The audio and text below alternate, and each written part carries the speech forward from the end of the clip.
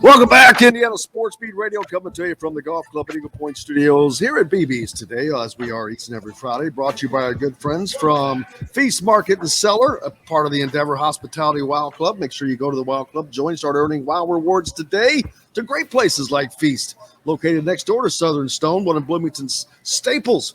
It's intimacy, wide variety of gourmet food selections, and an incredible selection of wine with a sommelier on staff for smart people like Zach Osterman, and not for dummies like me and Dustin Schutte. Welcome, Zach Osterman from the Indy Star on today.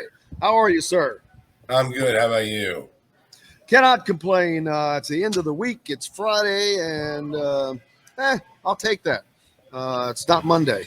So great week for Indiana basketball. I sent out a tweet earlier, Zach, that the leading candidate for both the men's and women's national and Big Ten players of the year have come to Assembly Hall within the last week, inside of a week, and both left with L's. Both come in with top 5 ranked teams and lose with L's.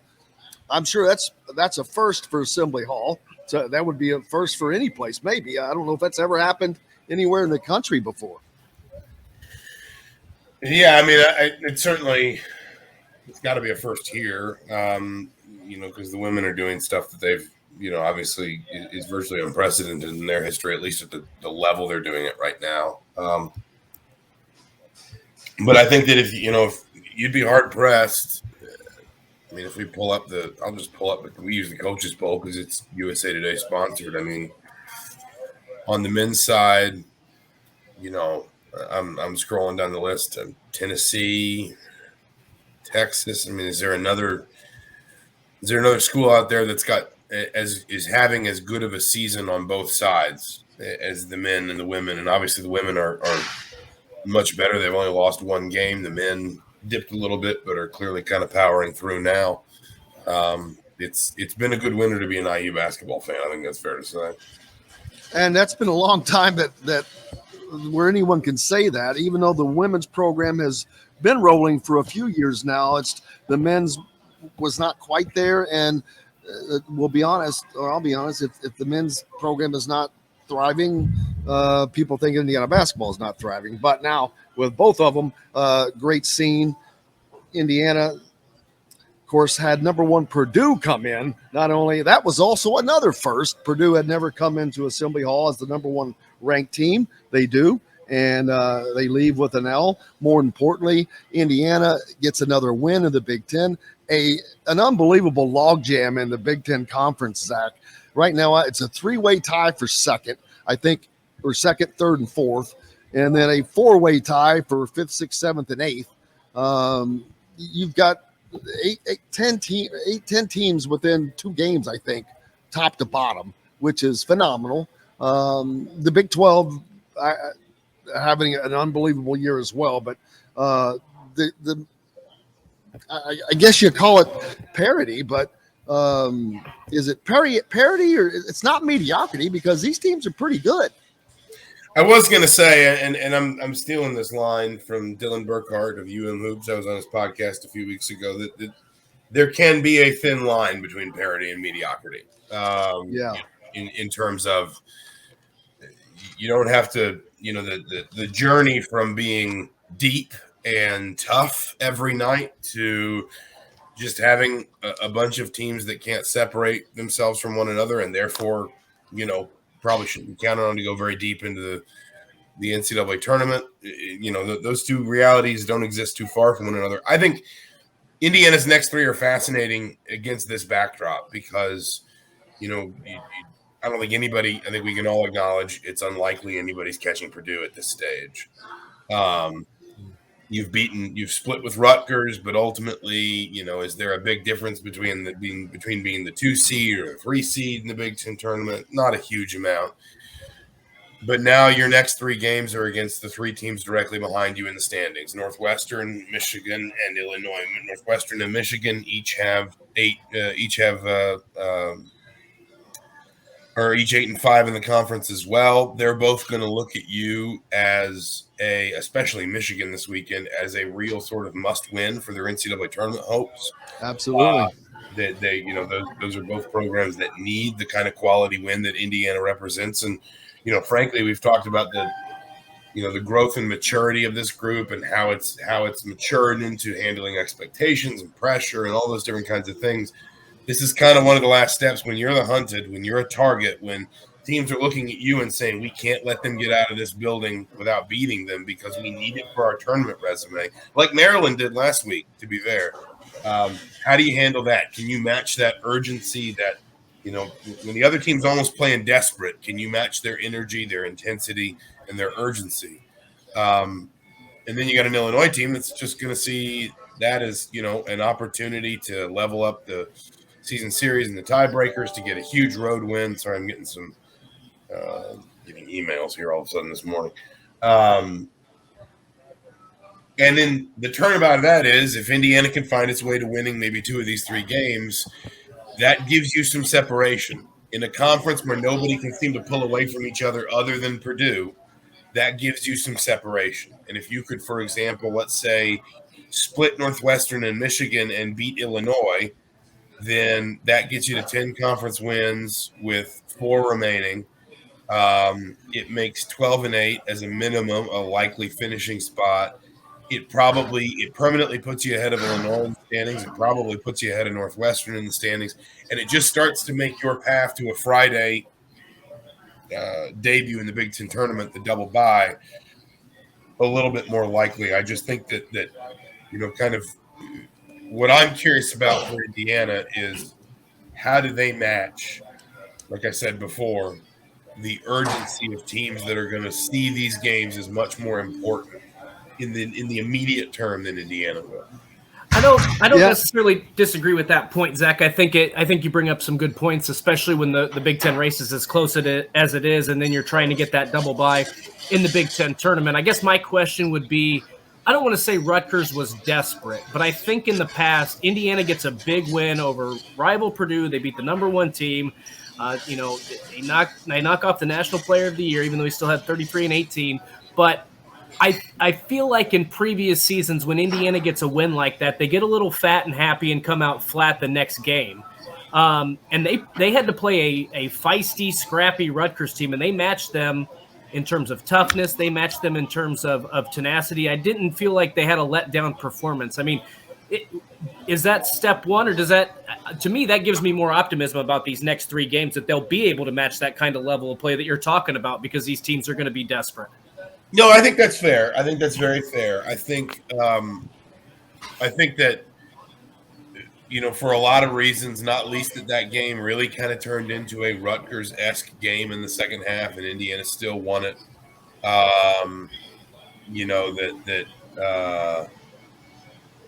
That it felt like, as you said, this sort of game, not just that Indiana has struggled with, but also that Rutgers has feasted on. Rutgers has been really good the last 2 or 3 years at just sort of capitalizing on opponents' mistakes, and when opponents are struggling essentially to just kind of find the toughness Rutgers brings, and Indiana just kind of outlasted him, out-toughed him. I think that's fair. I just think it's a little bit, Rutgers won't have seen that as a must-win game either. They beat Michigan State at the Garden the Saturday before. They had a couple road games to follow, Indiana and Illinois. They got Illinois on Saturday. But if you're Michigan, number one, you're playing well. You've won 3 in a row. You beat Northwestern on the road by 17. Looked really good against Nebraska. Beat Ohio State at home. But number 2, I mean, this is like last chance saloon. Like this is it for Michigan. If they can't, their last 3 home games are Indiana, Michigan State, and Wisconsin. Their road games are Wisconsin, Rutgers, Illinois, and Indiana. They basically have to win their home games and probably find at least 1, possibly 2 road games to get themselves into a position where they've done enough to counteract the loss to Arizona State, the loss to Central Michigan, to some extent the loss to Penn State, and get them in a good place heading into the weekend of NCAA tournament selection. basically Michigan may look at a Rutgers away or an Indiana away as an opportunity, but it's going to look at its last 3 home games, starting with Indiana on Saturday, as games it just cannot lose. Because if it loses this game, it's got to go find a win somewhere on the road to make up for it, and that's obviously very difficult to do at this time of year. That's how you wind up on the wrong side of the bubble. So it's a different, when a team feels like it's playing for its life and things are sort of crystallized in a way, it can be difficult to find. And that building is, it can really waffle, but when it wants to get up, it can. It can provide some home environment when it wants to. The Chrysler Center in Ann Arbor. It's now or never for Michigan. And if Indiana wins at Michigan, I think that will maybe speak volumes about just like the last questions about this team's maturity, just because it really is now or never for Michigan. And if Indiana can meet the Wolverines where they are likely to be from an emotional and intensity perspective and still win that game, I think that would be very impressive. With Indiana, we're far enough away that it's still, I'm like, it doesn't matter. We're too far out. But when it comes to looking at potential seeding at the end of the year, I have said that, Indiana's ceiling is a 3, but that would take probably winning virtually every game except maybe Purdue and playing well in the Big Ten tournament because of what's in front of them, all the Big 12 teams, all the other teams. But what is it going to take for them to just move up one seed line to the 4? I think they're about a 5 right now. I think that they could end up a 4 very easily, but that they've just got to continue to play like they've been playing. But they've got to win one of these 2 road games, I think, Michigan and Northwestern, and then win at home against Illinois. No, I think that's probably fair. I think I'm fiddling around right now with Bart Torvik's TeamCast feature, which allows you to kind of fill out the rest of your schedule and figure out, where a team winds up. So this projection, and it is just a projection, but this projection that I just put together has Indiana winning every one of its remaining games except for the Purdue game, and has Indiana winning the Big Ten tournament with wins over Illinois, Rutgers, and Northwestern, which would be like a wild finish to the Big Ten tournament. That would make them 15-8 against quads 1 and 2. And according to Bart, who I trust his tools a lot, Indiana would be the top 3 seed. It would be the first 3 seed off, the first cab off the rank, so to speak, among the 3s. Right. Which would tell you to some extent, I think that if we're talking absolute best case scenarios, let's say, for example, they don't win at Michigan State and they don't win at Michigan, but they do win against Northwestern and they win their remaining home games and they win the Big Ten tournament. If you rerun that scenario, that's still 13-11 against quads 1 and 2. That's Bart has them as the last 3 seed then. And I think it's also important to remember that while that may seem fanciful in terms of they win the Big Ten tournament, remember, every year we always overstate what conference tournament weekend does for teams. We always, like we did with Indiana last year, we said, oh, sure, and they could be a 10, could they be a 9? I remember there were bracketologists that had them as a 9, and they barely got it. And basically, one of the things, not the only thing, but one of the things the committee cited was, we don't want to pay too much weight to conference tournament weekend. We want this to be a body of work thing and not just you dazzled us for 3 or 4 days, and so we're going to just absolutely rocket you up. And then there's the practicality of it, too. The Big Ten tournament ends literally minutes before the selection show begins.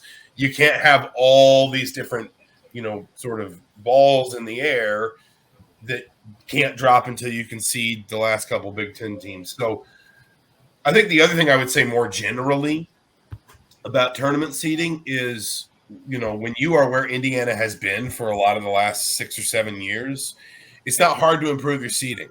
When you're looking at a 7, 8, 9, 10, or you're on the bubble, you pick up one great road win, and all of a sudden you got a win that nobody else around you has. You bump up a seed line, maybe even 2. Once you get into the basically about a 5, but certainly once you get into the range of a 4, you're competing with teams that A, probably win most of their games, B, will finish with winning records in their conference, in their respective conferences, and C, will have good wins, and D, will also just kind of keep winning. I make this comparison a lot, but a free seed, the committee does not use top 25s as part of its process. But if we were to just sort of like line those up and say 1 through 4, 5 through 8, 9 through 12, 13 through 16, your 1 seeds are your numbers 1, 2, 3, and 4 teams in the country. Your 2 seeds are 5, 6, 7, and 8. So if you're a 3 seed, in theory, in some sort of poll, you would be ranked somewhere between 9th and 12th. That's the level we're talking about here. How often do you see the number 10 ranked team in the country lose at this time of year where things have kind of stabilized? We have a good idea of who should be up in the top 10, top 15. Things will move around a little bit, but those teams don't lose a lot. And so you've got to do something extraordinary to jump past them. And I think that when you talk about what would make Indiana a 3, I agree they're much more likely a 4 or a 5.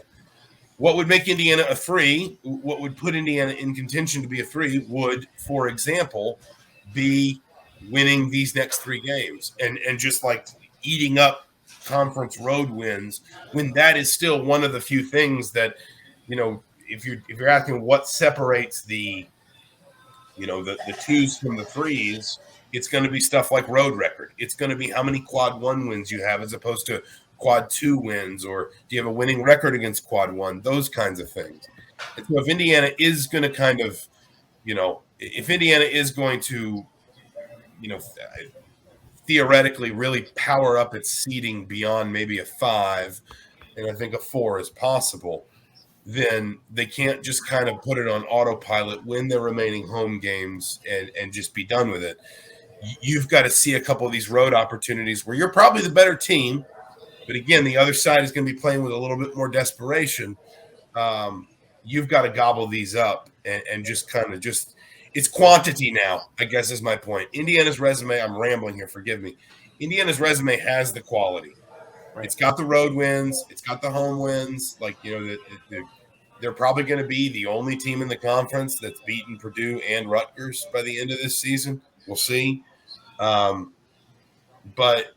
now it's quantity of quad 1 and quad 2 wins, and just how much can you kind of gather up? How strong can you finish this season, given the way you're playing?